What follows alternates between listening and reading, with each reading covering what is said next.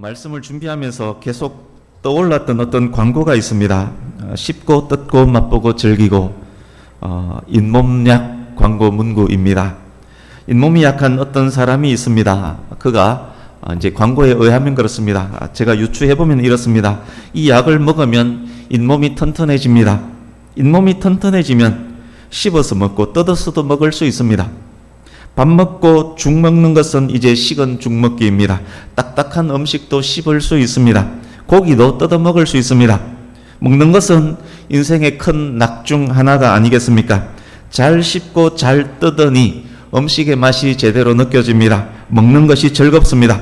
즐겁게 먹으니 온몸에 영양을 또 잘 공급해 줍니다. 몸에서 힘이 납니다. 일이 잘 됩니다. 일이 잘 되니 돈도 더 많이 벌립니다. 이제 돈이 많으니까 더 좋고 더 비싼 음식을 살 수 있습니다. 또 씹고 또 뜯고 또 맛보고 또 즐깁니다. 그 약을 먹으면 정말 그런 인생이 될런지는 모르겠지만 어쨌든 씹고 뜯고 맛보고 즐기고 이 문구 하나는 참 잘 만들었다라는 생각이 듭니다. 중국에 카톨릭이 전래되고 얼마쯤 지난 때 17세기였습니다. 카톨릭 예수의 선교사들이 중국에 선교하러 갔습니다. 그곳에서 좀 더 힘있게 전도하기 위해서 전략을 짰습니다. 중국에서 선교하기 위해서 가장 큰 벽으로 다가왔던 일, 예수의 선교사들이 가장 큰 벽으로 여겼던 것이 무언가 하면 중국의 지성인 문인들, 이 사람들에게 어떻게 복음을 전할까? 복음을 전하면 이 사람들이 어떻게 생각할까? 중국 지성인들의 세련된 입맛을 상하지 않게 어떻게 복음을 전할까? 그것이 그들의 고민거리였습니다. 그 전략을 위해서 복음서의 내용들을 조금씩 바꿨습니다. 문제가 될 만한 것들, 특히 십자가 부분을 다 삭제해버렸습니다. 전도가 되었을까요? 결과는 어떻게 되었을까요? 선교 결과는 처참했습니다. 진정한 기독교인들이 생겨나지 않습니다. 신자들이 생길 만한 어떤 힘과 능력도 갖추지 못한 그런 종교로 만들어버렸습니다. 옥스퍼드 대학의 어떤 교수는 십자가가 빠진 그런 복음을 흠잡을 데는 없지만 찌꺼기, 흠잡을 데 없는 잔류물이라고 그렇게 표현을 했습니다. 십자가의 도가 하나님의 능력인데 복음에서 십자가를 제거해버리니 사람 보기에는 좋고 매끈하고 흠잡을 데 없는 좋은 소식이었지만 그곳에는 어떤 힘도 능력도 없는 그냥 때깔 좋은 찌꺼기만 남을 뿐인 것입니다. 말씀이 사람의 지성과 덕성의 자존심을 상하게 할 수 있다는 이유만으로 일부를 빼버리거나 다른 무엇을 더하여 전한다면 그것은 복음이 아닙니다. 그것은 하나님의 말씀을 찌꺼기, 잡탕, 혼합물로 만들어버리는 죄입니다. 새로운 성경 일독 90주 2022년 1월 첫 주부터 시작했습니다. 새로운 성경 일독 90주를 시작한 지 이번 주로 89주째입니다. 다음 주일이면 신구약 성경 1회 통독이 끝납니다. 주보에 보면 그 범위가 나와 있는데 다음 주로 끝이 나 있는 것을 보게 될 것입니다. 아시듯 예외도 있기는 했지만 성경 읽기 범위 안에서 주일낮 설교 본문을 정합니다. 드디어 요한계시록에 들어왔습니다. 요한계시록 1장에서 3장 말씀을 어쩌면 4장까지를 2023년 남은 주일, 정확하게 몇 주간이 될지는 모르겠습니다만 남은 주일 본문으로 전할 예정입니다. 이번 일독 아직 완주하지 못하신 분들, 요한계시록 본문으로 전하는 남은 23년 동안 꼭 완독할 수 있기를 부탁드립니다. 오늘 말씀을 들으면 왜 반드시 또 통독을 해야 되는지 다시금 확인하게 될 것입니다. 24년 1월부터 또 새로운 성경 일독 90주를 시작하겠습니다. 그래서 내년에는 성경 일독을 예전처럼 이렇게 표시를 해놓고 스티커로 붙이는 것을 해야 될 것 같습니다. 그거 하지 않으니까 분발함이 많이 떨어지는 듯해서 내년에는 성경 일독 90주를 체크해가면서 그렇게 닥달하면서 그렇게 해야 되겠다라는 생각을 합니다. 오늘 본문이 요한계시록인데 먼저 요한계시록에 대해서 간략히 설명을 드리겠습니다. 저자는 사도 요한입니다. 쓰여진 때는 AD 90에서 96년, 좀 더 정밀하게는 95년도에서 96년 정도로 추정을 합니다. 이때 로마 제국의 황제는 도미티아누스입니다. 도미티아누스는 자신이 신이라는 주장을 고집스럽게 밀어붙였던 사람입니다. 로마 제국 전역에도 로마의 지배를 받는 지역 곳곳에도 황제 숭배를 위한 신전이 만들어졌습니다. 그리스도인은 예수님을 주와 그리스도로 하나님으로 믿고 경배하는 사람입니다. 그리스도는 우상 숭배를 철저히 배격하는 사람입니다. 그리스도인들이 황제 숭배 거부하는 것 당연합니다. 로마의 기독교 핍박은 더욱 거세질 수밖에 없습니다. 네로 황제의 기독교 박해도 심했었지만 그래도 그때는 제한적인 박해였습니다. 그러나 도미티아누스의 박해는 매우 광범위했고 정부 차원에서 조직적으로 제도적으로 했던 박해입니다. 뿐만 아니라 매우 잔혹했습니다. 요한계시록이 쓰여질 당시가 바로 그런 때였습니다. 요한계시록은 누구를 대상으로 쓰여진 말씀일까요? 1장 1절 뒷부분을 보십시오. 그 종들에게 보이시려고 이 말씀을 받는 대상은 하나님의 종들입니다. 1장 4절도 보십시오. 요한은 아시아에 있는 7 교회에 편지하노니, 요한계시록은 편지입니다. 수신자는 아시아의 7 교회입니다. 7 교회는 모든 시대 모든 그리스도의 교회를 상징합니다. 그렇습니다. 요한계시록은 로마의 핍박 아래서 고난 중에 있는 교회와 그리스도인들 뿐만 아니라 모든 시대, 모든 교회, 모든 종들, 즉 모든 그리스도인들에게 쓴 편지입니다. 역사 속 모든 교회와 성도들에게, 고통과 고난 중에 있는 모든 교회와 성도들에게 예수님의 최후 승리를 미리 보여주면서 천국에 대한 소망을 갖게 하면서 힘과 용기를 주시는 말씀이 요한계시록입니다. 요한계시록의 단락에 대해서도 먼저 말씀드리겠습니다. 1장 19절 보십시오. 요한계시록은 사도 요한이 본 것, 과거입니다. 본 것과 지금 있는 일, 현재입니다. 장차 될 일, 미래. 그러니까 본 것과 지금 있는 일과 장차 될 일에 대한 기록입니다. 일반적으로 계시록의 단락은 1장 19절에 의해서 세 단락으로 나눕니다. 첫 번째 단락이 1장, 본 것에 대한 기록, 서문과 예수 그리스도에 대한 소개로 이루어져 있습니다. 두 번째 단락이 2장에서 3장, 지금 있는 일에 대한 기록입니다. 7 교회의 현재 상태, 현재에 대한 기록, 그리고 편지의 실질적 내용이기도 합니다. 세 번째 단락이 4장에서 22장, 장차 될 일에 대한 기록입니다. 계시와 묵시로 이루어져 있습니다.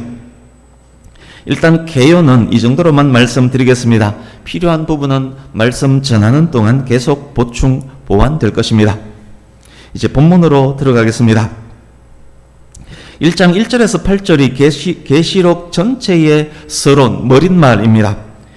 1절에서 3절은 일반적인 머릿말, 그리고 4절에서 8절을 편지의 머릿말이라고 할 수 있습니다.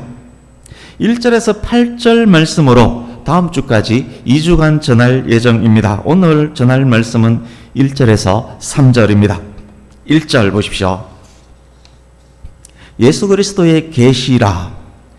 계시로 번역된 단어 아포칼립시스는 폭로, 덮개를 벗김, 즉 덮개를 벗겨서 드러내는 행위를 뜻하는 단어입니다.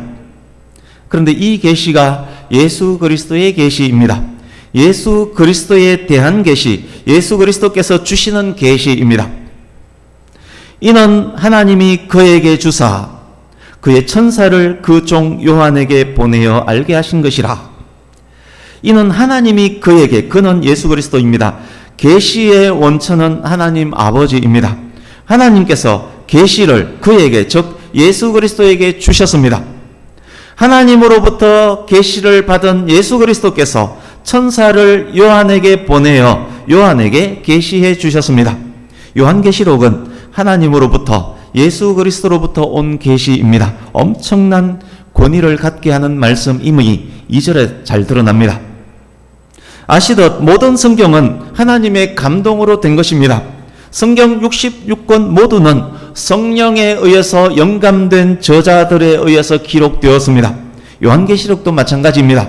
그러나 다른 성경과는 중요한 차이가 있습니다. 저자 요한 개인이 영감으로 받은 환상과 예언의 기록이 아닙니다. 그리스도께서 직접 천사를 보내서 계시하신 환상과 예언의 기록입니다. 그러니까 다른 성경과 다릅니다. 예수님께서 직접 계시해 준 성경이 요한계시록입니다.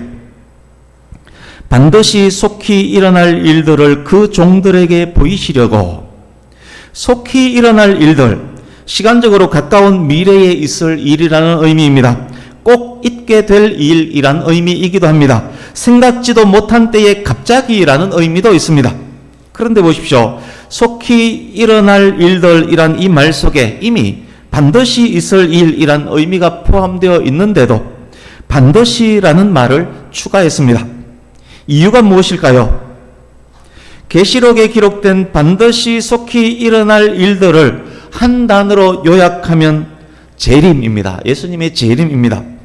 초대교회 성도들은 예수님의 재림이 자신들의 세대에 이루어질 것이라고 생각을 했습니다. 그러나 세월이 흘러도 부모님 세대가 지나고 자기들이 늙어가도 예수님이 다시 오시지 않습니다. 성도들은 도대체 언제 오시냐라면서 투덜댔고 세상 사람들은 도대체 언제 오는데 라면서 조롱합니다. 박해는 더욱 심해집니다. 곧 오실 예수님을 바라보고 지금까지 인내하면서 버텼지만 시간이 지나면서 힘을 잃습니다. 적지 않는 사람들이 말씀을 의심했고 어떤 이들은 신앙을 포기합니다. 예수님의 재림이 속히 일어나지 않으면 더 많은 사람들이 신앙을 포기할는지도 모를 일입니다. 그런 그들에게 힘을 주시기 위해서 소망 가운데 실망하지 않고 더욱 인내하도록 하기 위해서 반드시라는 말씀을 추가했습니다. 예수님의 다시 오심은 반드시 있을 일입니다. 오늘날의 성도들에게는 더욱 그러합니다. 요한계시록이 기록된 후 2000여 년이 지났습니다. 본문 당시에도 속히 될 일이 2000여 년이 지난 아직도 일어나지 않았습니다. 그런데도 여전히 반드시 속히 될 일이라고 말씀하고 있습니다. 본문 당시보다 더 많은 세상 사람들이 도대체 언제 오는데, 2000년 전에 오신다는 그분 왜 아직 안 오는데 라면서 조롱합니다. 난감하지 않습니까? 우리는 이 말씀을 믿어도 되는 것입니까? 그 차이는 하나님의 시간과 사람의 시간 차이 때문입니다. 하나님께서는 우리의 천년이 밤의 한순간 같다라고 시편 90편에서도 말씀했습니다. 베드로후서 3장에서는 하나님께는 우리의 하루가 천년 같고 우리의 천년이 하나님께는 하루와 같다라고 말씀합니다.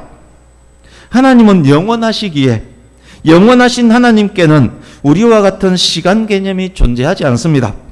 하나님께서 말씀하셨습니다. 내 입에서 나가는 말은 헛되이 내게로 돌아오지 않는다. 하나님께서 하신 말씀은 반드시 성취된다는 말씀입니다. 영원하신 하나님께서, 시간의 구애를 받지 않는 하나님께서 말씀하셨다면 비록 우리에게는 미래에 있을 일이지만 영원하신 하나님에게는 이미 성취된 것과 다름없습니다. 예수님의 재림은 반드시 속히 이루어집니다. 그 종들에게 보이시려고, 아까도 말씀드렸듯이 그 종들은 모든 하나님의 백성들, 그리스도인들을 말함입니다. 보이시려고로 번역된 원어는 보여주다, 설명하다, 증명하다라는 의미의 단어입니다. 하나님께서 예수 그리스도를 통해서 이 계시를 요한에게 주신 이유 무엇이라고 기록되어 있습니까? 반드시 속히 일어날 일들에 대해서, 역사의 대종말에 대해서, 예수 그리스도의 재림에 대해서 모든 시대를 살아가는 모든 교회와 모든 성도들에게 보여주고 알려주고 증명하기 위해서입니다. 로마 황제의 조직적 핍박에 고통 고난당하는 성도들에게, 모든 시대를 살면서 어려움에 처해 있는 성도들에게, 고난과 슬픔 가운데 이거 포기해야 하나 아파하며 고민하는 오늘날의 그리스도인들에게 주시는 하나님의 처방이 바로 요한계시록인 것입니다. 종말에 대한 확신, 도래할 하나님 나라에 대한 소망이 성도들을 흔들리지 않도록 만들어 주기 때문입니다. 세상 모든 것이 다 흔들릴지라도 흔들리지 않고 변하지 않는 나라, 영원히 동일한 그리스도 안에 있음을 확인시키기 위해 주신 말씀인 것입니다. 이제 2절입니다. 요한이 하나님의 말씀과 예수 그리스도의 증거, 곧 자기가 본 것을 다 증언하였느니라. 2절은 1절의 보충 설명이기도 합니다. 예수 그리스도께서 계시하신 것, 하나님으로부터 나와서 예수 그리스도를 통해 요한에게 알게 하신 것, 그것이 바로 하나님의 말씀이고 예수 그리스도의 증거입니다. 요한이 보고 기록한 것이 복음이고 진리라는 말씀입니다. 사도 요한은 자기가 본 것들을 다 증언하였습니다. 뭐뭐 한 것을 다로 번역된 원어는 뭐뭐만큼 큰, 얼마나 큰 의미의 단어입니다. 본 것을 빠짐없이 충분히 다 기록했다는 말씀입니다. 신명기 4장 2절에서 하나님께서 이스라엘에게 말씀합니다. 내가 너희에게 명령하는 말을 너희는 가감하지 말라. 예수님께서 말씀하셨습니다. 율법의 1.1획도 결코 없어지지 아니하고 다 이루리라. 요한계시록 22장 18, 19절에서도 말씀합니다. 기록된 말씀에서 무엇을 더하면 하나님께서 재앙을 더하실 것이요, 기록된 말씀에서 무엇을 빼면 하나님께서 생명나무와 거룩한 성의 참여함을 제하여 버리실 것이다. 무슨 말씀입니까? 성경 말씀에서 무엇을 가감하면 안 된다는 말씀입니다. 자기 형편에 맞춰서 더하거나 빼지 말라는 말씀입니다. 성경 말씀은 완전하고 완벽하다는 말씀입니다. 요한 사도가 보고 들은 것을 빠짐없이 다 기록했다는 말은 이 책이 가감해서는 안 되는 말씀, 성경이라는 의미입니다. 17세기 중국에서 선교했던 예수의 선교사 이야기를 해드렸습니다. 그들은 십자가를 제거한 성경 말씀을 전했습니다. 당시 형편에서 그렇게 하는 것이 이성적이고 합리적이라고 생각했기 때문입니다. 그들은 자신뿐만 아니라 자신의 전도를 받는 사람들이 생명나무와 거룩한 성에 참여치 못하도록 만들어버렸습니다. 그들이 그렇게 했던 것은 그들 자신에게조차 그리스도의 십자가 구속에 대한 확신이 없었기 때문 아니겠습니까? 그런데 사도 요한은 어떠했습니까? 이성적이지 않고 합리적이지 않는 것은 제외했습니까? 자기 생각, 자기 형편에 맞는 것들만 골라서 기록했습니까? 그렇지 않습니다. 당시 형편에 맞건 안 맞건 이 말씀을 받을 사람이 어떤 생각을 하든 자신이 본 환상과 상징이 당시의 사고를 뛰어넘는 일이건 말건 다 기록했습니다. 계시록을 읽을 때 자주 하는 생각들이 있습니다. 혹시 여러분들께서도 이런 생각들을 해보셨는지 모르겠습니다. 2000여 년 전 반모섬에 유배된 요한 사도가 종말에 있을 일에 대한 계시를 받았습니다. 2000여 년 후 일어날 세계 1, 2차 대전 장면도 보았다라고 가정을 해보십시오. 21세기에 일어날 최첨단 전쟁 장면도 보았다라고 생각을 해보십시오. 당시 인구로는 상상도 할 수 없는 수억의 군대도 보았습니다. 굉음을 내며 날던 전투기가 미사일을 발사하고 폭탄을 막 투하합니다. 헬기가 하늘을 날며 기관총을 쏘아댑니다. 전차와 자주포, 장갑차가 말처럼 달리면서 포탄을 막 쏘아댑니다. 핵폭탄이 터진 곳에 대형 분화구가 생기고 거기서 버섯 구름이 솟아오르고 방사능에 오염된 많은 사람들이 막 죽습니다. 요한이 이것들을 직접 보았다면 무슨 생각을 했겠습니까? 그냥 저의 상상입니다. 큰 쇳덩이가 하늘을 날아다니며 불을 뿜는 것이 상식적으로 합리적으로 있을 수 있는 일이라고 생각했겠습니까? 제가 대학생일 때조차도 오늘날의 스마트폰은 상상도 못할 그런 물건입니다.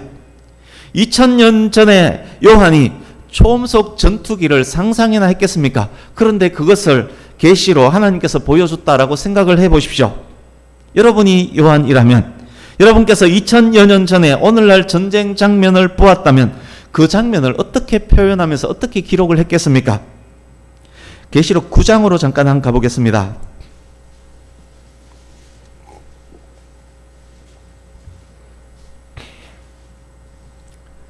7절의 황충은 메뚜기를 말함입니다.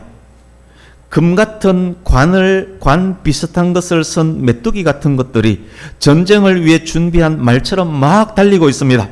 8절, 머리털 같은 것이 달려있고 이빨은 사자 이빨 같습니다. 9절, 어떤 것은 가슴에 철로 갑옷을 입었는데 날개가 있습니다. 날아다니는데 그 소리가 마치 수많은 병거와 말이 전쟁터에서 돌격 앞으로 하면서 달리는 소리와 같습니다. 10절, 어떤 것은 전갈과 같이 생겼는데 꼬리에서 화살 같은 것을 막 쏘아댑니다. 당시 전갈이나 말, 사자는 어떤 상징적 의미가 있는 동물이긴 합니다. 요한이 세계 1, 2차 대전을 직접 보고 계시로 보고 기록을 했다면 이렇게 표현하고 기록하지 않았겠습니까? 요한이 본 것 꼭 그렇다고 할 수는 없겠지만 요한이 본 것이 전투기, 헬기, 전차, 장갑차가 동원된 전쟁터였다면 이렇게 표현하지 않았겠습니까? 요한은 당시 사람들에게 전혀 어필할 수 없는 이야기들일지라도 쇳덩이가 큰 소리로 날아다니고 전갈 같은 것이 불을 쏘아대고 큰 화덕 같은 구멍에서 연기가 올라오고 그 연기로 말미암아 하늘이 어두워지고 2억의 군대가 진을 치고 2억 군대를 상상이나 할 수 있겠습니까? 2억의 군대가 진을 치고 그런데 2만만의 마병이라는 말씀이 요한계시록 9장에 나옵니다. 2억의 군대가 진을 치고 있는 장면 등등을 빠짐없이 다 기록했습니다. 계시에 대한 의심이 있었다면, 확신이 없었다면 이것이 가능했겠습니까? 자기가 본 것을 다 증언하였느니라. 이 말씀을 통해서 우리는 우리들이 행하는 전도도 돌아봐야 할 것입니다. 여러분, 친척이나 이웃을 전도할 때, 하나님의 말씀을 전할 때 성경에 있는 그대로를 전하고 있습니까? 성경에 기록된 진리들을 가감없이 전하고 있습니까? 상대방이 듣고 수긍할 수 있는 부분들만, 전도 대상자가 좋아하고 호감을 가질 수 있는 부분들만 선별해서 전하고 있지는 않습니까? 스스로 생각해서 상식적이고 이성적이고 합리적인 것들만 전하고 있는 것 아닙니까? 내가 이 말씀을 전하면 저 사람이 어떤 생각을 할까 눈치 보면서 전하고 있는 것 혹시 아닙니까? 예수님의 성육신, 동정녀 탄생, 죽음과 부활, 성천, 재림을 빼고 전도하고 있는 것 아닙니까? 복음의 진수, 하나님만이 하신 일, 하나님만이 하실 수 있는 일들 빼고, 그것이 복음입니다. 그것들을 빼고 전도하고 있는 것 혹시 아닌지요? 기록된 말씀에서 무엇을 제하거나 더하면 재앙이 더할 것이고 하나님의 나라에서 빼버린다라고 말씀하셨습니다. 만약 우리가 그렇다면, 그렇게 한다면 왜입니까? 말씀에 의심이 있어서입니까? 말씀에 확신이 없어서입니까? 성경은 가감할 수 없는 말씀, 가감해서는 안 될 말씀임을 꼭 명심할 수 있기를 바랍니다. 이제 3절입니다. 본문으로 가셔서 3절 함께 읽습니다. 시작. 이 예언의 말씀을 읽는 자와 듣는 자와 그 가운데에 기록한 것을 지키는 자는 복이 있나니 때가 가까움이라. 아멘. 이 예언의 말씀을 요한계시록이 성경임을 다시금 확인시켜주고 있는 말씀입니다. 읽는 자와 듣는 자와 그 가운데에 기록한 것을 지키는 자는 복이 있나니, 씹고 뜯고 맛보고 즐기고 라는 문구가 계속 생각났던 부분이 바로 이 3절입니다. 하나님의 말씀을 씹고 뜯고 맛보고 즐기는 자는 복이 있습니다. 하나님의 말씀을 읽고 묵상하고 그 말씀에 순종하면 기쁘고 즐겁습니다. 그의 삶에 복이 주어집니다. 씹고 뜯고 맛보고 즐기고는 포장된 광고 문구일 뿐입니다. 그 약을 먹는다고 다 그렇게 되는 것 아닙니다. 그러나 읽는 자와 듣는 자와 그 가운데 기록한 것을 지키는 자는 복이 있나니, 이것은 광고 문구가 아닙니다. 영원하시고 전능하신 하나님의 흔들리지 않는 말씀입니다. 모든 성경 말씀은 읽고 듣고 행하면 믿음이 성장하고 복이 됩니다. 많은 성경에서 그렇게 말씀하고 있습니다. 그렇지만 3절에 기록된 이 예언의 말씀은 모든 성경을 지칭하는 것 아닙니다. 구체적으로 요한계시록을 지칭합니다. 특히 요한계시록을 씹고 뜯고 맛보고 즐길 때 복이 된다는 말씀입니다. 예수 그리스도께서 직접 계시하신 말씀이기에 더욱 그러합니다. 제목에 계시라는 단어가 포함된 유일한 성경이기에 더욱 그러합니다. 그렇습니다. 요한계시록은 하나님의 자녀들에게 복이 있도록 하기 위해서 쓰여진 말씀입니다. 복이 되는 이유가 무엇입니까? 때가 가까움이라. 재림의 때가 가깝기 때문에 기록된 말씀들이 반드시 속히 일어날 일들이기 때문에 이 말씀을 읽는 자, 듣는 자, 행하는 자에게 복이 있습니다. 성도가 반드시 속히 일어날 일들을 알고 기억하는 것이 그만큼 중요하고 유익이 되기 때문에 더욱 그러합니다. 요한계시록 전체에서 7이란 숫자는 매우 중요합니다. 7영, 7교회, 7인, 7나팔, 7대접 등등 7이라는 숫자를 근간으로 계시록이 쓰여져 있습니다. 완전, 완성이란 의미의 숫자입니다. 요한계시록 전체에 복이 있나니라는 말씀도 7번이 나옵니다. 그 7개를 말씀드리겠습니다. 주보 오른쪽 하단에 기록을 해두었습니다. 보십시오.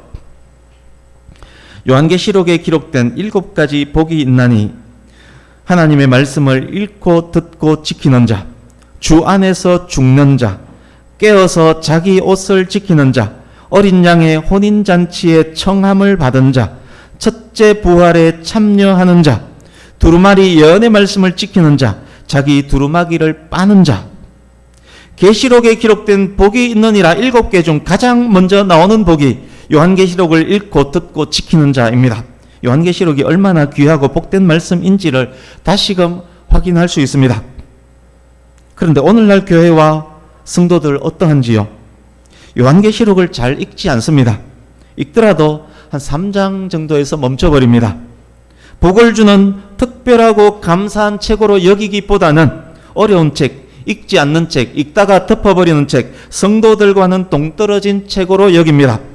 목사님들도 마찬가지입니다. 요한계시록 본문으로 설교하는 경우가 현저히 적습니다. 정반대의 문제도 있습니다. 성경은 균형되게 읽는 것 중요합니다.